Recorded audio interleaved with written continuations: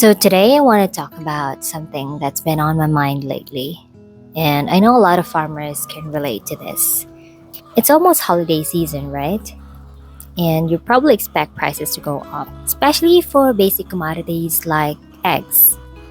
But surprisingly, egg prices are going down. Like, seriously, down. I'm not entirely sure if there's an oversupply nationwide or if it's just certain regions being affected more. What I do know for sure is that many farms are struggling.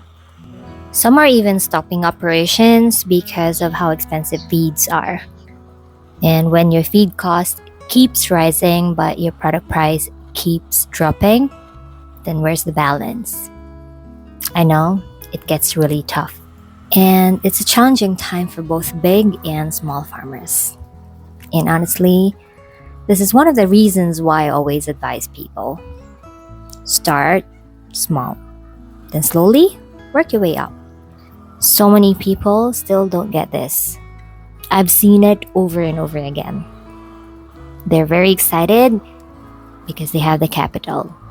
And boom, they go all in. They build a huge operation even before learning the basics. But once reality hits, low prices, high competition, unexpected mortality, disease outbreaks, increasing feed costs, they realize farming isn't as simple as it looks on YouTube or TikTok. And when the market goes down, like right now, disposing eggs becomes harder. Eggs are perishable. They don't wait for sales to pick up. You still need to feed your chickens every single day.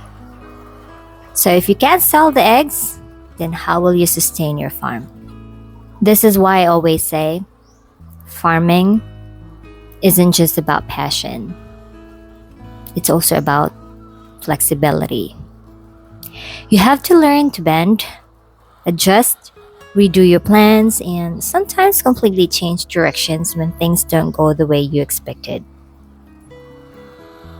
Alright, let's switch to something more uplifting this time. I want to show you the newest batch of layers. As of this recording, they're 23 weeks old. And right now, our production is sitting at 86% and increasing every single day. They're almost at their peak. This also reminds me of our last batch. They actually hit a record of 96% at around 24 weeks. And that was amazing. Comparing that to our earlier batches when we were still buying pullets at 16 weeks old, we actually didn't reach peak production until 30 weeks. And that's a big difference. Those early batches taught us a lot.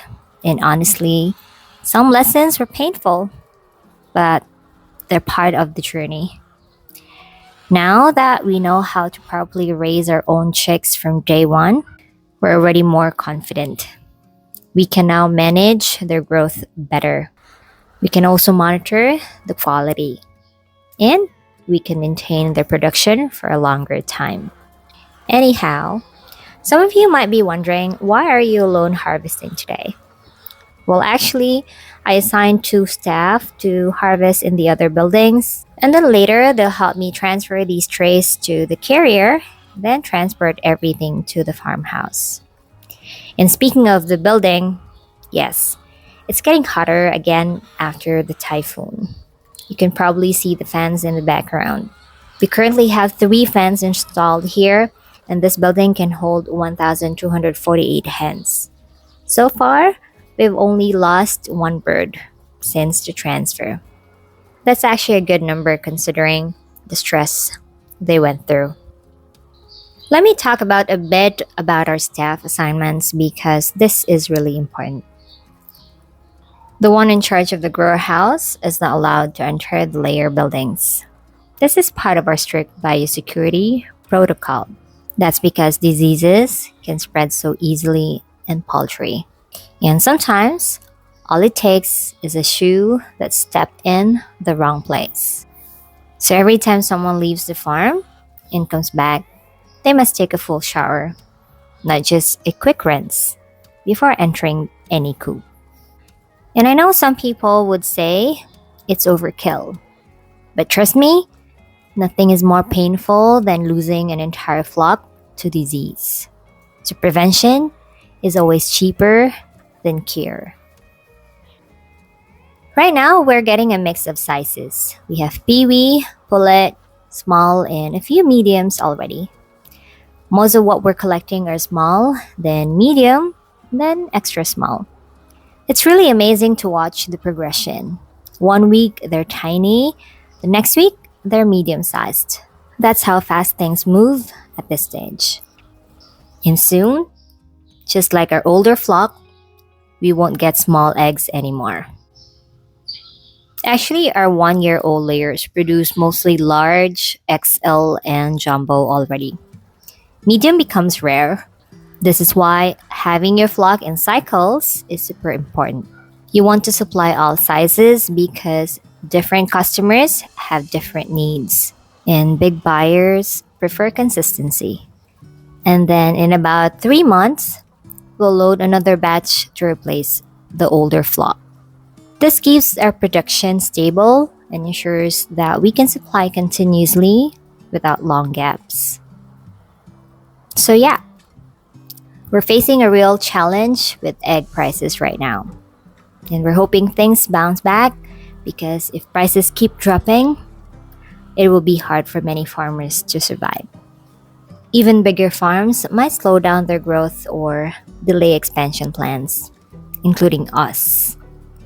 So yeah, farming is a gamble and it's unpredictable. But you know what? It is also fulfilling. Every egg you harvest, every bird you raise, every challenge you overcome is also part of the journey. And I want to share that journey with you. So that's it for today's vlog. If you're still watching, thank you so much for spending time with me here on the farm. And if you learned something new, drop a comment below, give the video a like, and make sure you subscribe so you don't miss the next update.